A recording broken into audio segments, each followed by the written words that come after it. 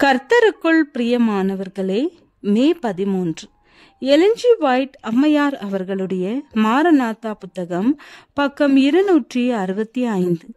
இன்றைய தியானத்திற்காக தெரிந்து கொள்ளப்பட்ட தலைப்பானது பட்டணங்களிலே நிகழவிருக்கும் கலவரங்கள். வசனம் 2 தீமோத்தேயு 3 அதிகாரம் 13 வசனம். பொல்லாதவர்களும் எத்தர்களுமானவர்கள் மோசம்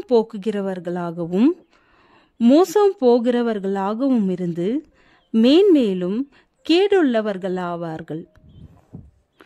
அவரது மக்கள் பட்டணங்களிலே ஓர் இடத்தில் கூட்டங்களாக நெருங்கி ஒன்று சேர்ந்து மொட்டை மாடிகளிலும் ஒரே கட்டிடத்திலுள்ள குடியிருப்பு மனைகளிலும் வசிக்க வேண்டும் என்பது தேவனுடைய நோக்கம் அல்ல.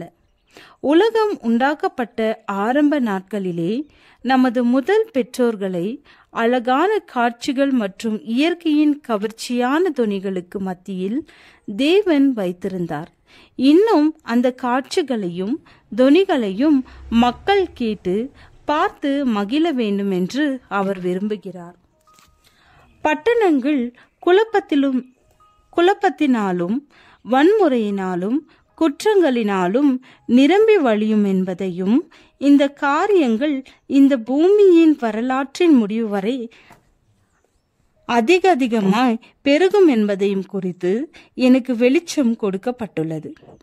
நமது மக்கள் தங்களது குடும்பங்களை பட்டணங்களிலிருந்து மிகவும் ஒதுக்கமான தனி இடங்களுக்கு எடுத்து செல்வதற்கான காலம் இதுவே. இல்லாவிடில் நமது வாலிபர்களில் அநேகரும் மற்றும் வயது வந்தவர்களில் அநேகரும் கூட கண்களில் அகப்பட்டு எதிராளியால் கொண்டு செல்லப்பட்டு விடுவார்கள். பட்டணத்தை விட்டு வெளியேறுங்கள், இதுவே ஆண்டவர் எனக்கு கொடுத்து கொண்டிருக்கும் தூதாகும். இந்த பட்டணங்களை நிறைந்திருக்கும் கலவரங்கள், குழப்பங்கள், தொழிற்சங்கங்களாலும் வேலை நிறுத்தங்களாலும் ஏற்படுத்தப்பட்டுள்ள நிலைமைகள் ஆகியவை நமது ஊழியத்திற்கு ஒரு மாபெரும் தடங்களாயிருக்கும். பலவிதமான தொழில்களில் ஈடுபட்டிருப்பவர்களை சில தொழிற்சங்கங்களின் கட்டுப்பாட்டிற்கடியில் கொண்டு வரத்தக்கதாக மனிதர் முயற்சி செய்து கொண்டிருக்கிறார்கள். இது தேவனுடைய திட்டம் அல்ல, இது ஒரு வல்லமையால் ஏற்படுத்தப்படும் திட்டம். இதை நாம் எக்காரணத்தை கொண்டும் ஏற்றுக்கொள்ள கூடாது. தேவனுடைய வார்த்தை நிறைவேறி கொண்டிருக்கிறது.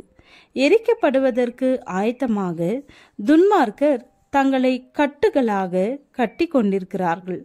நமக்கு ஒப்படைக்கப்பட்டிருக்கிற அனைத்து செயல் வல்லமைகளையும் இந்த உலகத்திற்கு கடைசி எச்சரிப்பின் தூதை கொடுக்கின்ற பணியிலே நமது தனித்தன்மையையும் நாம் பாதுகாத்து கொள்ள வேண்டும்.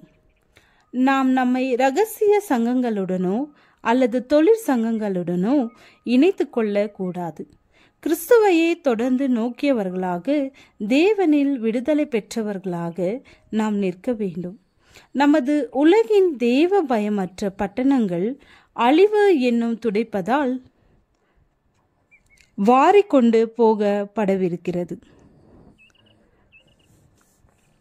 மாபெரும் கட்டிடங்கள் மற்றும் பட்டணங்களின் பெரும்பாலான பகுதிகளின் மீது இப்பொழுது ஏற்படுகின்ற பேரிடர்கள் பூமி முழுவதின் மீதும் என்ன சம்பவிக்க போகின்றது என்பதை காட்டிக் கொண்டிருக்கிறது. அத்தி மரத்தினால் ஒரு உவமையை கற்றுக்கொள்ளுங்கள். மத்தேயு 24 அதிகாரம் வசனம் 32-33. ஜெபம். ஜெபத்தை கேட்கிறவரே, ஆவிக்குரிய ஆசீர்வாதத்தை எங்களுக்கு தாரும். ஆமென்.